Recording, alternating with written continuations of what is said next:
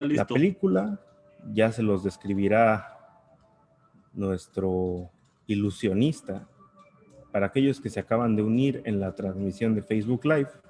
Gracias a Ciencias TV, a los que les agradecemos, y también a 3 más 1, de los cuales formo parte.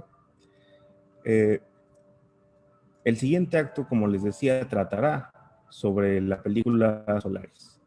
Y como se habrán dado cuenta, la temática de hoy, que apenas comienza, habla si bien sobre el universo, también sobre lo que hay detrás de nuestro entendimiento de él. Por ejemplo, la primera plática que dio el monosabio, el primer acto, el acto inaugural, nos dejó en claro que si bien la ciencia estaba basada en la objetividad posible del ser humano y su razón, también había poesía detrás de ella.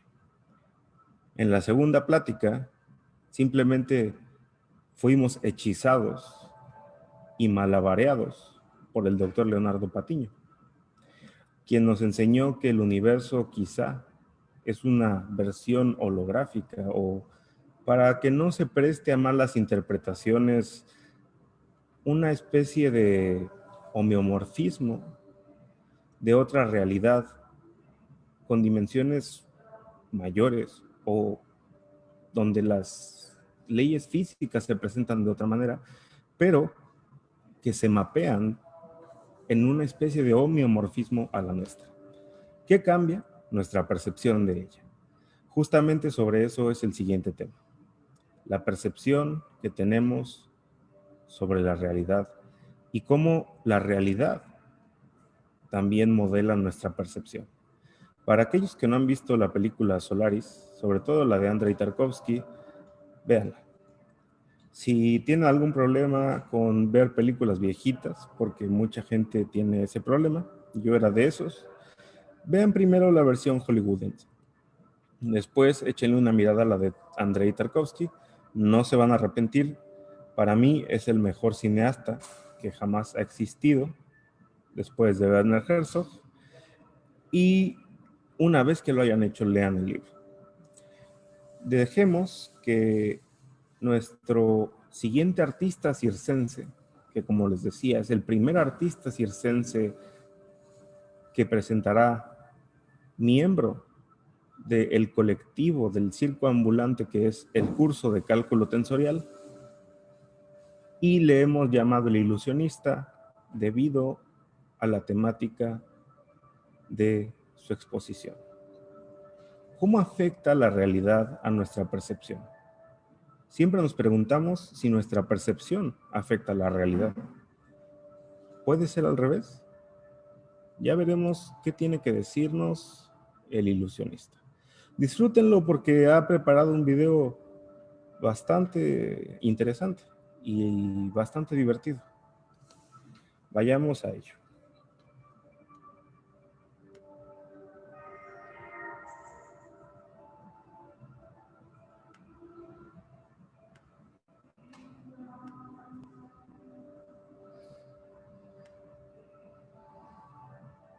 Solaris es una novela de ciencia ficción escrita por Stanislav Lem en 1961. Esta ha sido adaptada 3 veces al cine, 2 veces dirigida por rusos, entre ellos se encuentra el famoso director Andrei Tarkovsky, y una en Hollywood donde el protagonista es George Clooney. Si bien estas películas no son conocidas como lo son la de Interestelar de Nolan o la Odisea Espacial de Kubrick, esta historia es tan brillante como las obras mencionadas previamente. Incluso yo la considero más interesante. Antes de explicar la trama, es importante mencionar que uno de los temas centrales de la novela es la exploración e investigación de Solaris, un planeta que parece desafiar todo conocimiento científico. En primer lugar, el planeta se encuentra en un sistema con 2 soles, es decir, el planeta orbita alrededor de 2 soles en lugar de solo uno, como en el sistema solar en el que nosotros vivimos.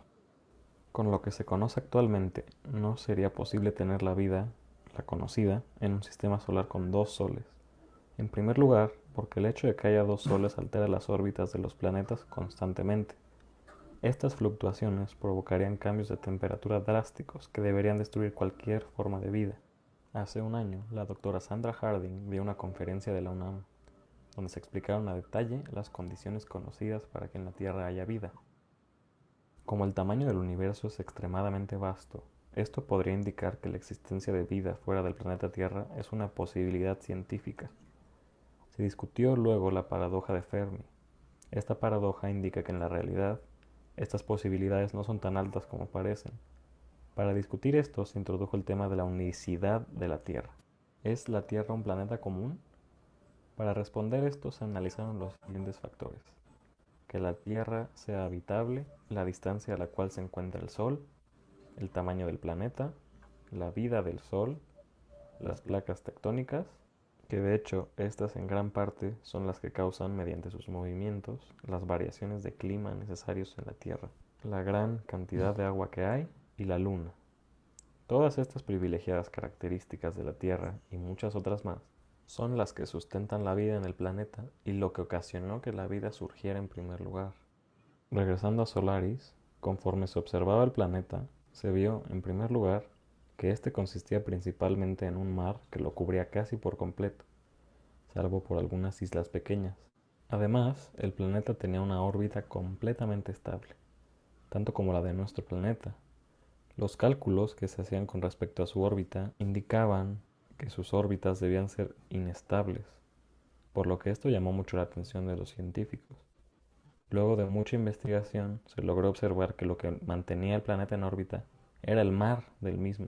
Este mar tenía un comportamiento muy extraño, perturbaba la atracción gravitatoria localmente y lograba así mantenerse en una órbita estable. Esto provocó una gran discusión entre científicos, principalmente biólogos y demás, quienes pensaban, por un lado, que el mar tenía aspecto biológico muy primitivo, mientras que los demás científicos creían que el mar parecía ser un ente biológico extremadamente evolucionado. Todo este revuelo causado en la comunidad científica de la época nos da a entender que nunca es suficiente el conocimiento que se tiene acerca de cualquier rama. En general, podemos describir el conocimiento como una función asintótica, donde el conocimiento adquirido de cualquier rama crece de forma asintótica a una recta, la cual significa todo el conocimiento. Pensando de forma sencilla en esta aproximación, es lo que siempre sucede con la ciencia cuando se logra explicar un fenómeno.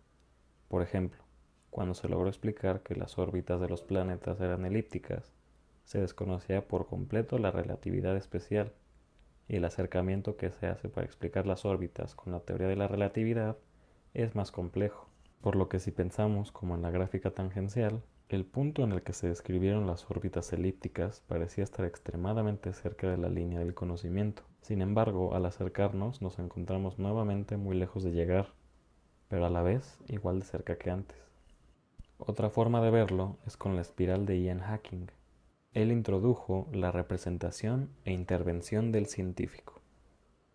Este concepto es un diagrama en el cual se puede representar el progreso científico a través de una espiral. Como una espiral gráficamente comienza siendo un semicírculo pequeño que se rodea a sí mismo, esto puede representar la complejidad que tuvo la ciencia con base en la ciencia del presente. Si se tiene un punto en el pasado y otro en el presente, el nivel de complejidad que se requiere para entender un fenómeno se mide a partir de lo mucho que ocupa la espiral en el plano. Un ejemplo en el que se puede ver esta representación son las computadoras. Hace no mucho tiempo, el único propósito de una computadora era similar al de una calculadora de bolsillo.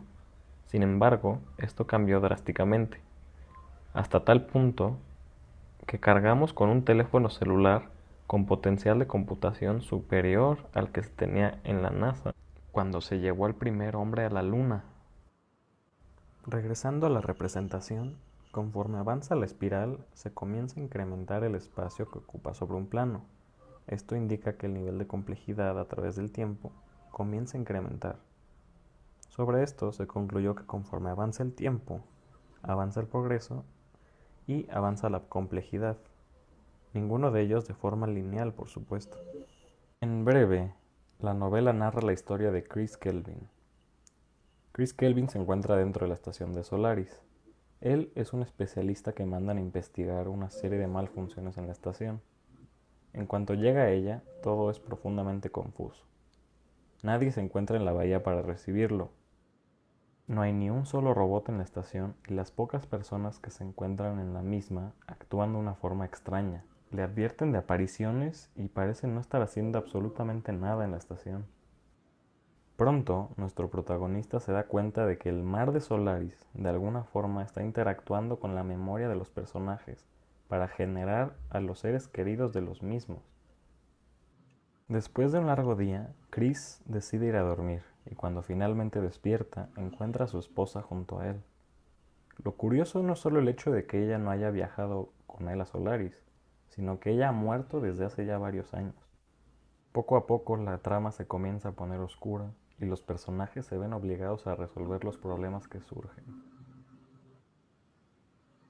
Mientras la trama sigue, la novela nos hace cuestionar lo siguiente: ¿cómo puedo saber que los seres que me rodean son realmente ellos? Si, por ejemplo, pudiéramos remover los átomos que forman a una persona uno por uno, ¿hasta cuántos átomos puedo quitarle a esa persona para que deje de ser ella misma? Este tipo de preguntas rodean la crisis de identidad que tiene nuestro personaje dentro de la novela. La más interesante de ellas se discute a continuación. ¿Se puede saber si estoy soñando? Inmediatamente recordamos algunos sueños en los que juramos estar despiertos y que las cosas sucedían realmente fuera de nuestra cabeza. Seguramente alguno de ustedes ha despertado en el momento exacto en el que caían de un lugar muy alto, solo para darse cuenta que era solo un sueño. En la novela, nuestro protagonista se encuentra meditando preocupado y no sabe si se encuentra soñando. Enseguida se plantea lo siguiente: en los sueños, cuando conversamos con cualquier persona y ésta nos responde con un mensaje, nosotros no podemos saber lo que nos va a contestar, ¿verdad?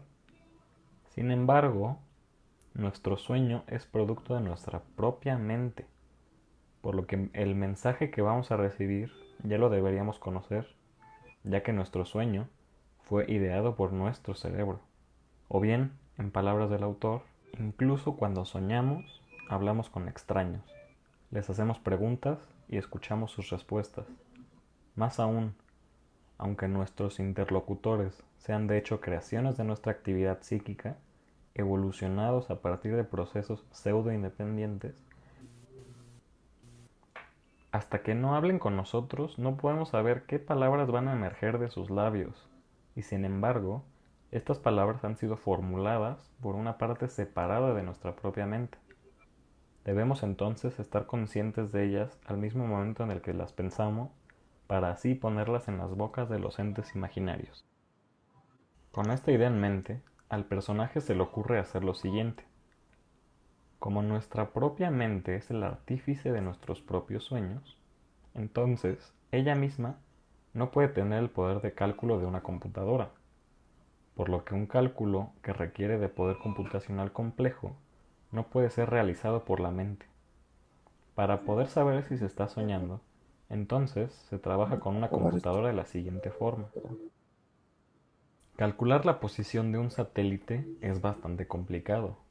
Es por eso que las computadoras son un desarrollo imprescindible para hacer este cálculo. Nuestro protagonista, Kelvin, utiliza una computadora para hacer lo siguiente. Le pide al satélite su posición a 5 decimales por un cierto tiempo. Estas posiciones le llegan directo a Kelvin.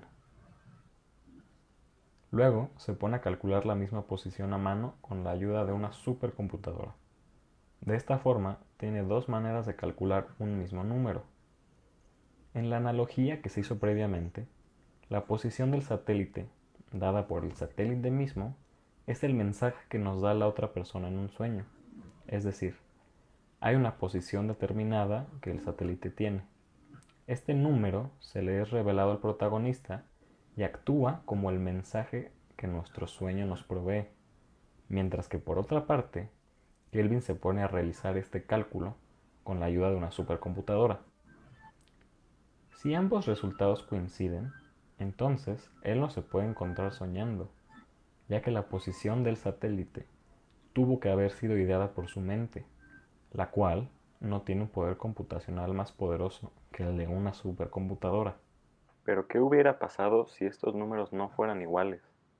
Esto implicaría que Kelvin se encuentra soñando, pues la posición del satélite sería un mensaje producido por su propia mente, por lo tanto erróneo.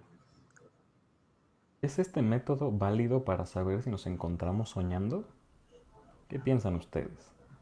¿Las matemáticas pueden ayudar a un ser humano de esta forma? ¿O solamente son un medio por el cual se puede describir el universo?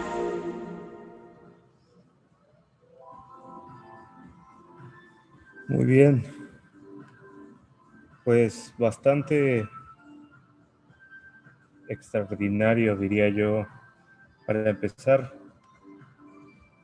muy bien hecho el video. Sinceramente, quiero agradecerle al ilusionista, cuyo nombre revelaremos a continuación, aún en contra de todas las convenciones artísticas, por la dedicación puesta para este proyecto, que como sabrán, no cuenta para la calificación en, en el sentido de que no es obligatorio, sino que les aporta. Y la razón que tuvimos para organizar este congreso de divulgación científica fue porque queríamos dar a entender que la ciencia va más allá de coloquios y lugares en los que simplemente los dioses se juntan. Queríamos mostrar que nosotros como estudiantes podemos hacer divulgación, podemos llevar la ciencia a todos lados y podíamos hacerlo de una manera divertida. De esta manera, quiero agradecer ya con su nombre a Ricardo Covarrubias, el ilusionista, por habernos dado algo en qué pensar, algo más en qué pensar sobre esta realidad y sobre este universo, sobre la interpretación y la percepción de aquello que nos rodea y en lo que estamos inmersos. Quiero decirles que con esto termina la primera parte del espectáculo de hoy, de la presentación del lunes del circo, cuyo tema fue el universo. Sin embargo, después del intermedio, que tomará de 2 a 4, vendrá la segunda parte, que será la parte que cerrará el circo popular de la ciencia, que no tendremos por qué tener miedo de llamarle vulgar, porque aquello que es vulgar es del pueblo. Y los actos que se presentarán serán las sirenas cósmicas, presentados por el equipo de los cosmonautas, hablándonos sobre el espacio, más sobre el universo, y uno de sus presentadores, otro de los presentadores del circo, el matemático Diego Rivera, que de manera graciosa se llama Diego de Rivera, nos presentará el tema de la topología del infinito. Entonces, los temas de hoy son bastante interesantes y dan mucho que pensar. Por favor, conéctense a las 4, los vemos aquí para platicar un poco más sobre el tema de hoy, que es el universo. Nos vemos, cuídense mucho y los esperamos aquí en el Circo Popular de la Ciencia.